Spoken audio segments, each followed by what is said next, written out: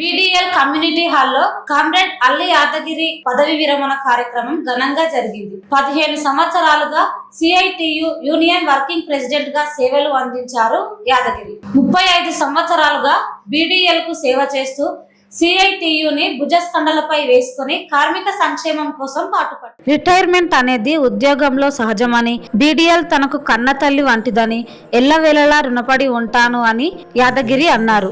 ఇన్ని రోజులు అండదండగా ఉన్న తన భార్య తనకు బలమని, తన తోటి కార్మికుల సపోర్ట్ తో నాయకునిగా ఎదిగాను అని గుర్తు చేసుకున్నారు. భారతదేశంలో ఎక్కడా లేని విధంగా గొప్ప వేతన ఒప్పందం చేసుకోవడం గర్వకారణం అన్నారు.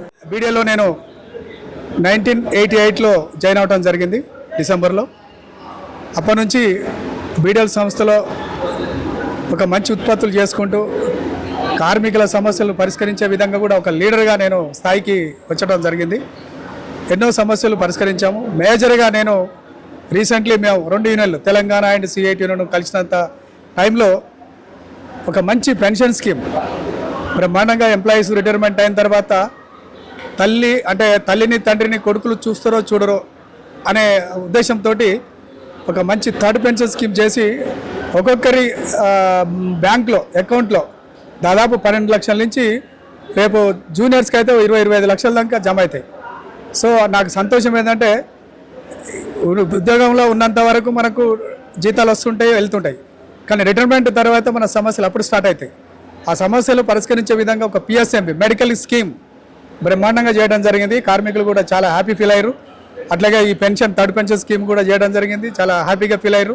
ఇక వేజ్ అగ్రిమెంట్ అంటారా, అసలు భారతదేశంలో జరిగిన అగ్రిమెంట్ నా సోదరులు కాసిరెడ్డి అయితేంది, మిగతా మా బాపురావు ప్రెసిడెంట్ అయితేంది, ఇంకా నా తోటి కార్మిక నాయకులు ఎవరైనా సరే చాలా సీరియస్గా ఫాలోఅప్ చేసుకొని ఒక మంచి వేతన ఒప్పందం అంటే మినిమము 80,000 నుంచి 1,90,000 వరకు మనం ఒక్కొక్కరు శాలరీ పెంచడం జరిగింది.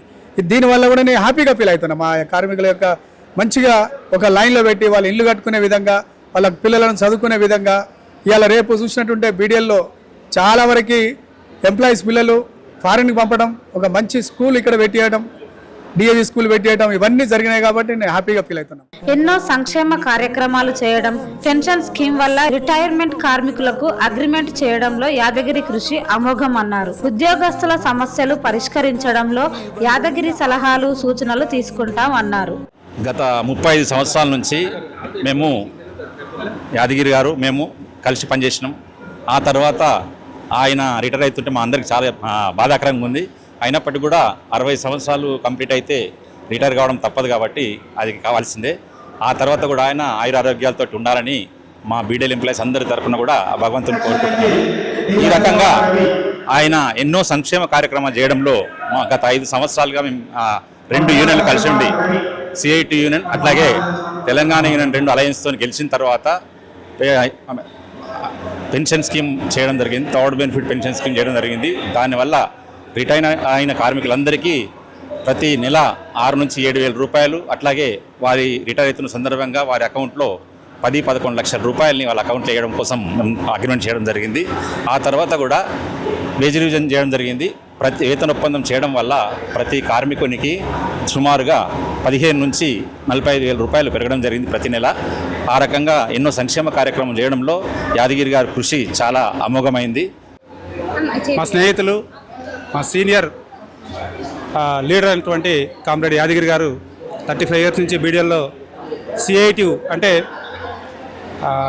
కమ్యూనిస్ట్ పార్టీ అనేది చాలా కష్టం ఇప్పుడున్న రోజుల్లో పబ్లిక్ యాక్సెప్ట్ చేయడం. అటువంటి స్టేజ్లో కూడా ఎన్నో కష్టాలు ఎదుర్కొని ఈరోజు ఈ స్టేజ్ తీసుకొచ్చేసి అద్భుతమైన విజయాలు సాధించినందుకు, ప్లస్ ఎంప్లాయీస్ సంబంధించిన ఇష్యూస్ ఎన్నో కూడా ఆయన పరిష్కారం చేయడం జరిగింది.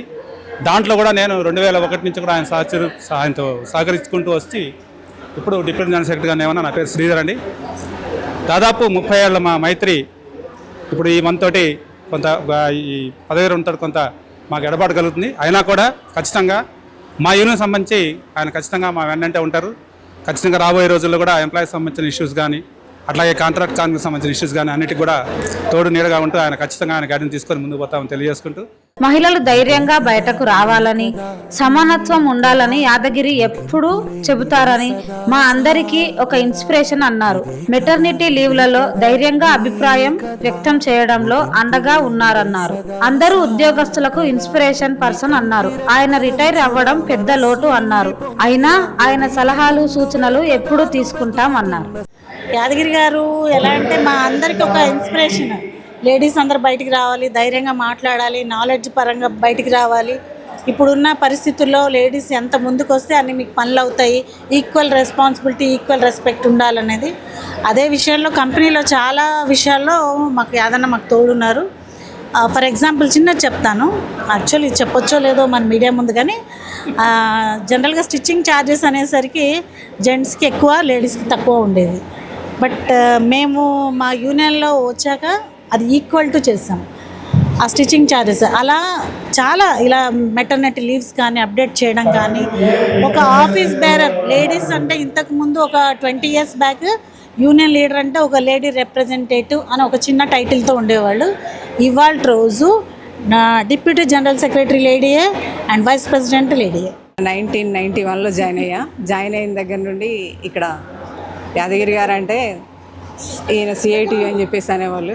ట్రేడ్ యూనియన్ వచ్చిన తర్వాత దాంట్లో లేడీ రిప్రజెంటేటివ్గా నేను కూడా జాయిన్ అయ్యాను. అప్పటి నుండి యూనియన్ పరంగా ఎదుగుతూ వచ్చాం.